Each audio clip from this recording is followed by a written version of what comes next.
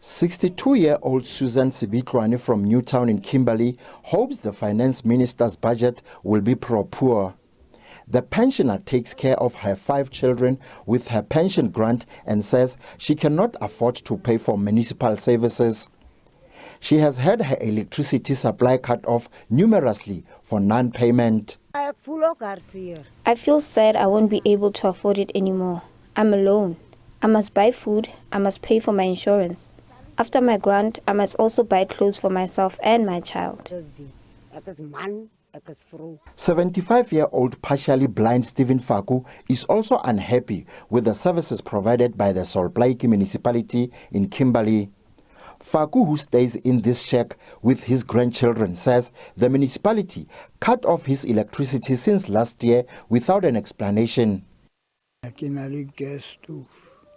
I have a gas stove and I also use a brazier. I also have a coal stove that I must sometimes use.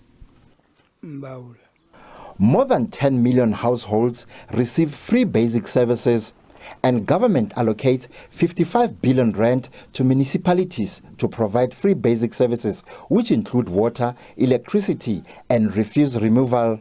The indigent households only get 50 kilowatt hours per month.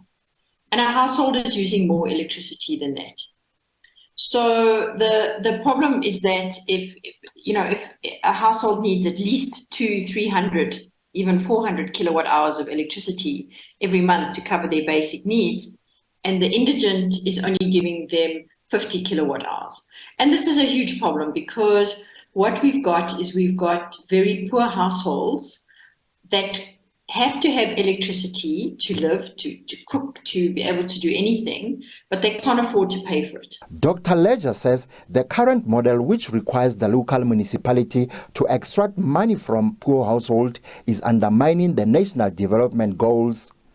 The whole system is not working. And this idea that municipalities must just collect revenue is ridiculous if that is making poor households even poorer. We're supposed to have developmental local government.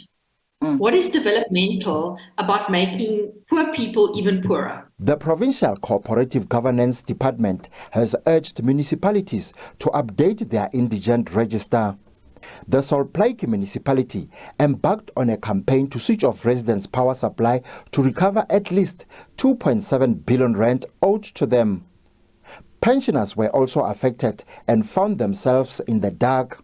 So we are making a clarion call also to the municipalities to make sure that now they update their indigent register so that whenever the equitable share is being given to those municipalities, they are able to make sure that now those poorest communities, they are also be able to make sure that now through their free basic services norm, they are able to be catered for. The department says residents who cannot afford to pay any services rendered by the municipalities must make sure that they appear on indigent register. Thabiso Khadebe, SABC News in Kimberley, Northern Cape.